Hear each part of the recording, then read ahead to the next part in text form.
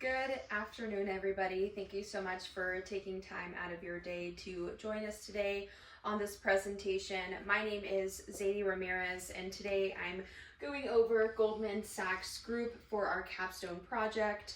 Never in a million years did I believe I was going to learn this much about a company that I never worked for. So let's get into it today.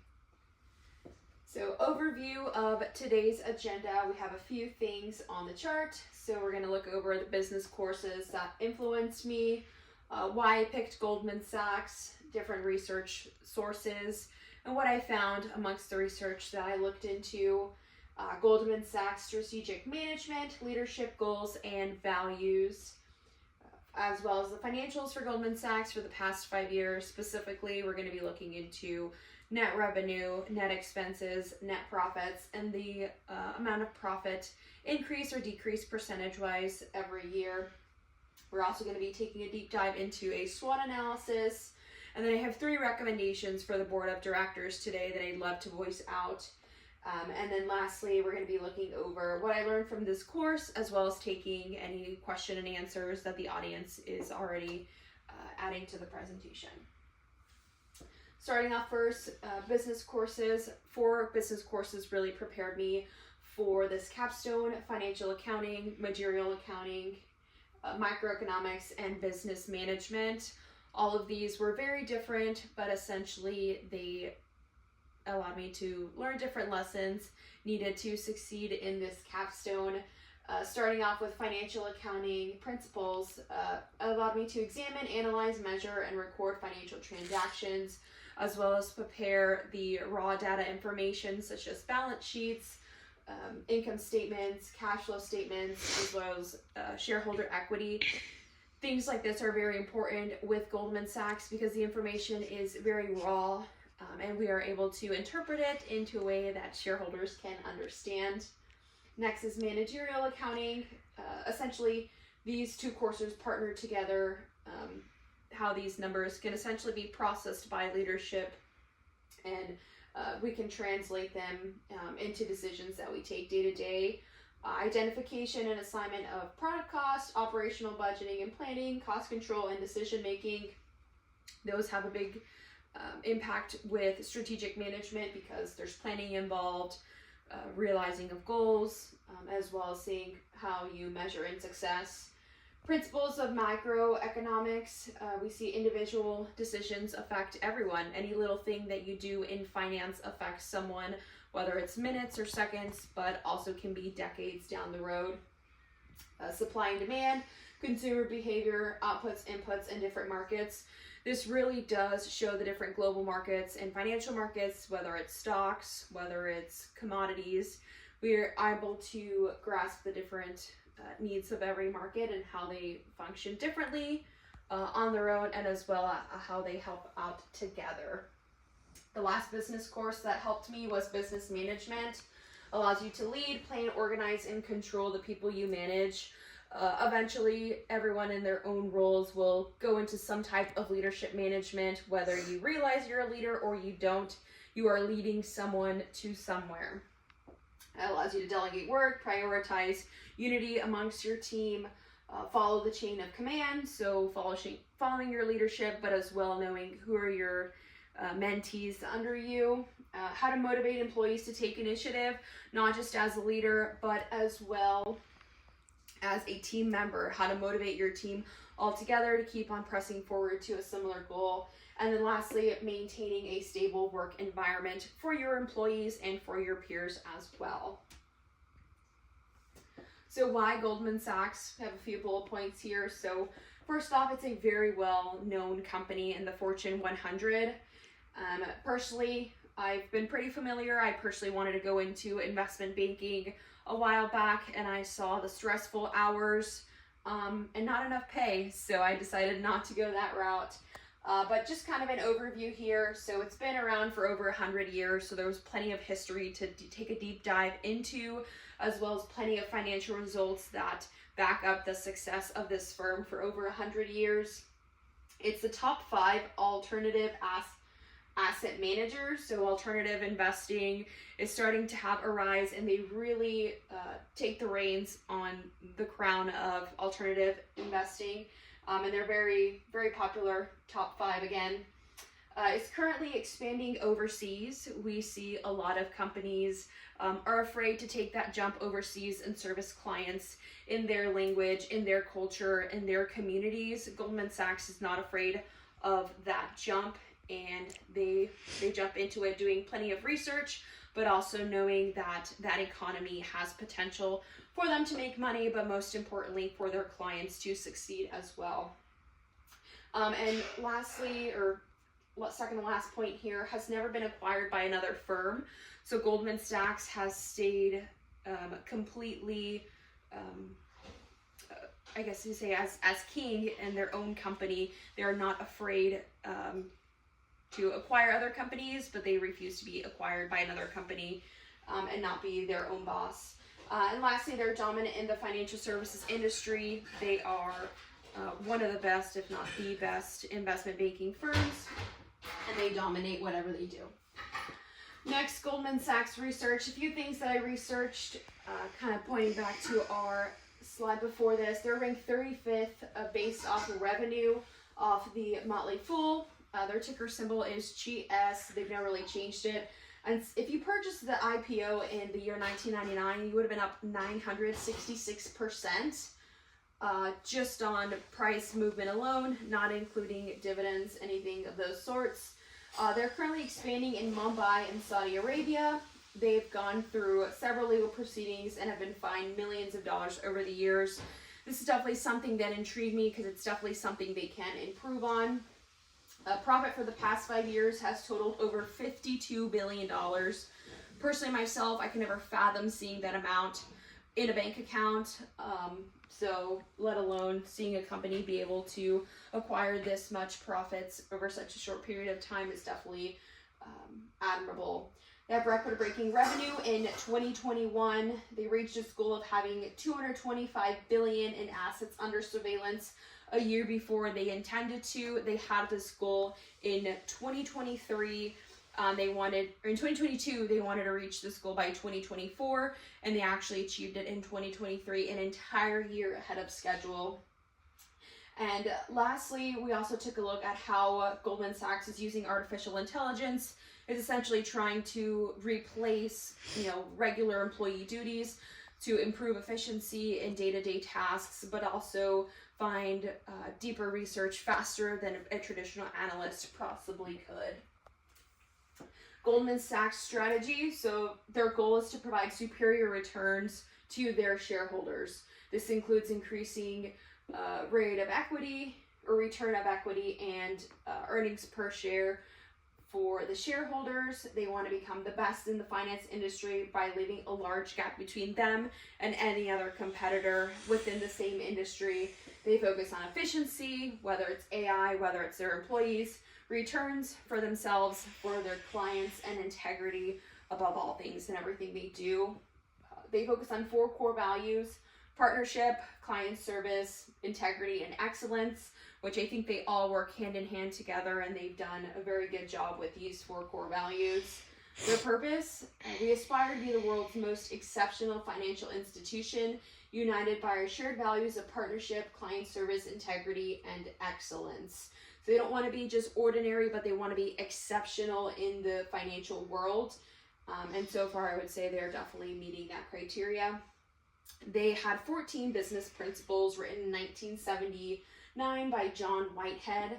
They're very important. It's their foundation, and it kind of covers A to Z in their business.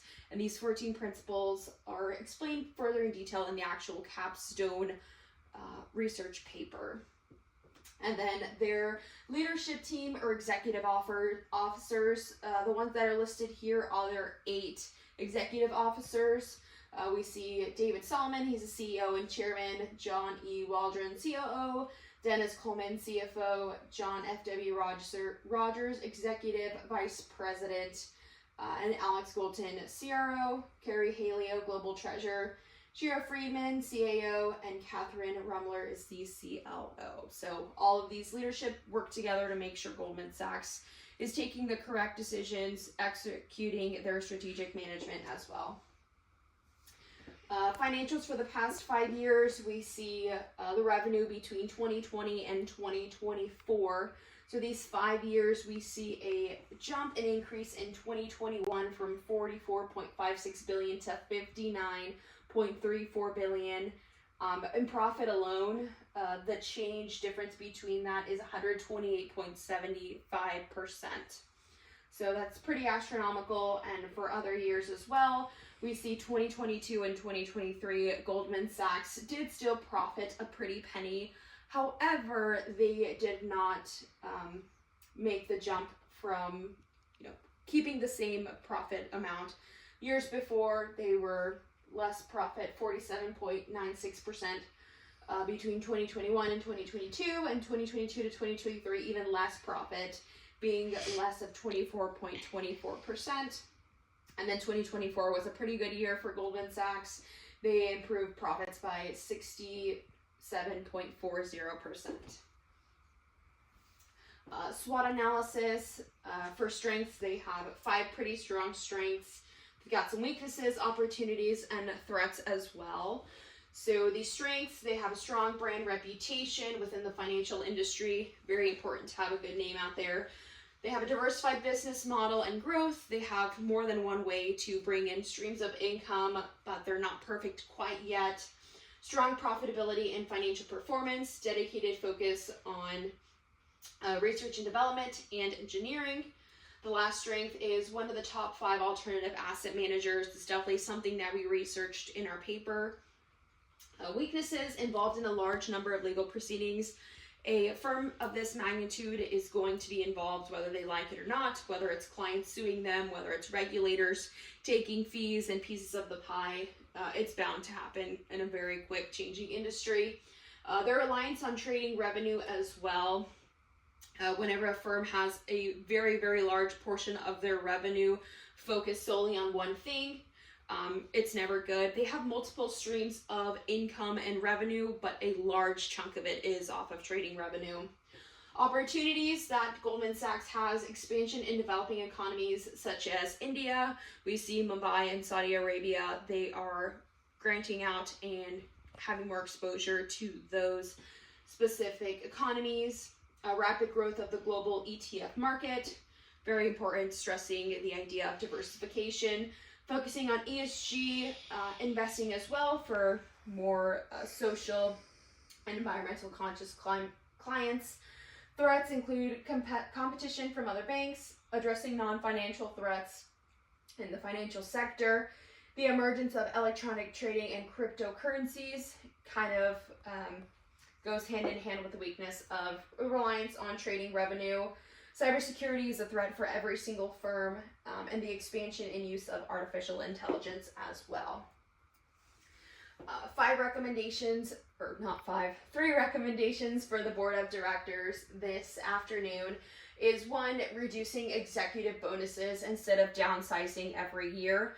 This is something that we researched kind of as a threat with artificial intelligence. The executive officers do have a lot on their plates.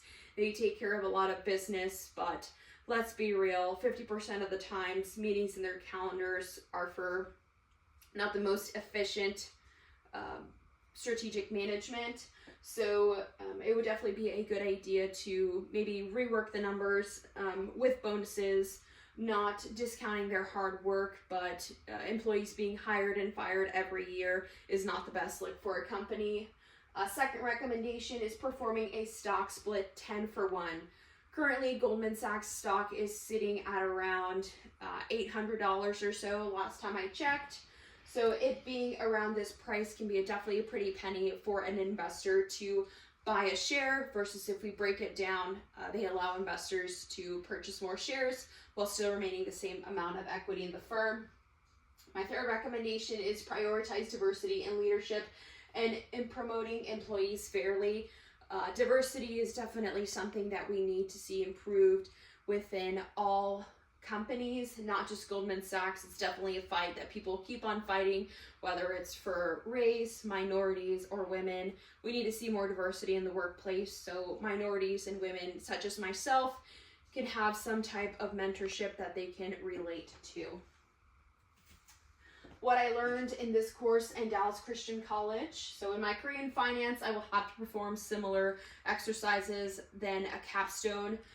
Essentially, we have to take multiple resources and information, compact it into a specific document, either present it internally to a group of peers or our leadership, and as well as export this information to a client, walk them through their choices, or present this information to clients.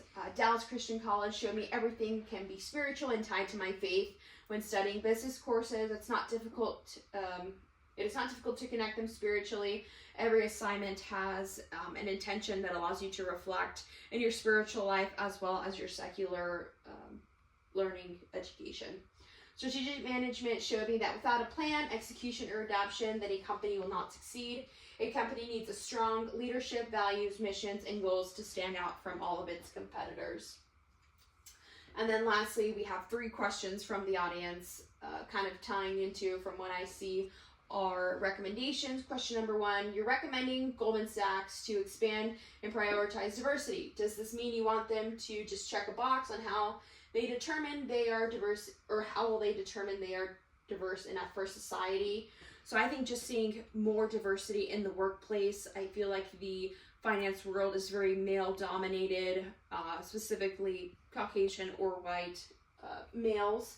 So seeing people such as myself, women, minorities, Hispanics, Asians, African Americans will definitely allow society to feel like finance is not just miles away, but just a step in the door.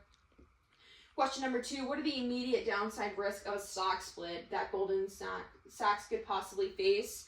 I would say every time a company does a stock split, there is a lot of volatility.